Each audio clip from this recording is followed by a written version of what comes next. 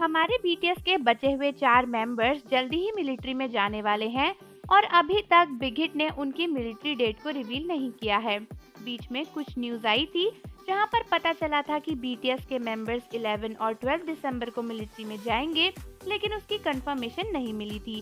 पर आर्मीज, क्या आपको पता है कि रिसेंटली बिग हिट ने बीटीएस की इन मिलिट्री डेट्स के ऊपर अपना रिप्लाई दिया है और इसके ऊपर अपना रिएक्शन दिया है। उन्होंने कंफर्म किया है कि क्या बीटीएस इन्हीं मिलिट्री डेट्स पर जाएंगे या फिर नहीं। तो बिग हिट ने क्या स्टेटमेंट दी वो जानने से पहले फटाफट से चैनल को सब्सक्राइब कर दीजिए और बेल आइकन प्रेस कर दीजिए।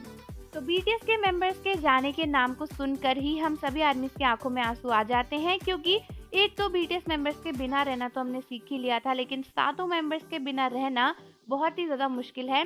गुड न्यूज ये है कि अगले साल जून तक जिन वापस आ जाएंगे, तो कुछ ही महीने हमें हमारे आइडल्स के बिना गुजारने पड़ेंगे।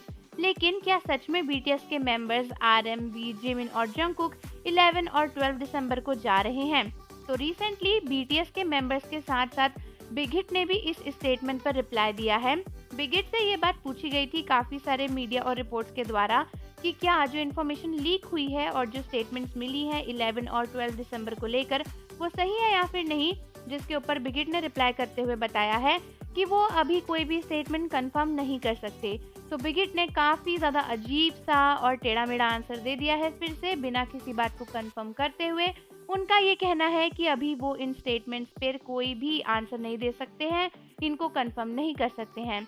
तो बेसिकली एक तरीके से बिग हिट ने मना ही करा है, लेकिन ऐसा लगता है कि शायद ये डेट्स रियल हैं, क्योंकि अगर रियल नहीं होती तो शायद बिग हिट मना कर देते और बोलते कि ये डेट सही नहीं है। लेकिन हो सकता है कि वो अभी से इन डेट्स को रिवील नहीं करना चाहते हैं, इसीलिए उन्होंने ये बोल दिया कि वो अभी फर्दर कोई स्टेटमेंट नहीं दे सकते, क्योंकि हाँ और ना कहते तो फिर एक स्टेटमेंट पूरी तरीके से बदल जाती। और ऐसा पहले भी हुआ ही था कि कोरियन मीडिया के थ्रू जिन, जेहोप और बाकी बीटीएस मेंबर्स की मिलिट्री डेट्स भी पहले ही पता चल गई थी और फिर बाद में वो उन्हीं डेट्स पर मिलिट्री में गए थे।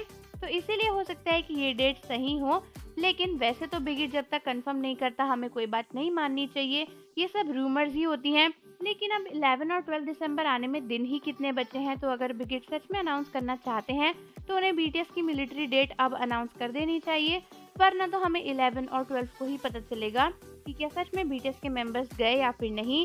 तो आर्मीज, आप बीटीएस के मेंबर्स में से सबसे ज्यादा किसको मिस करोगे उसका नाम कमेंट्स में जरूर लिखना, और जाने से पहले चैनल को सब्सक्राइब कर दीजिए, बेल आइकन प्रेस कर दीजिए। मिलते हैं आपसे अगली वीडियो के साथ।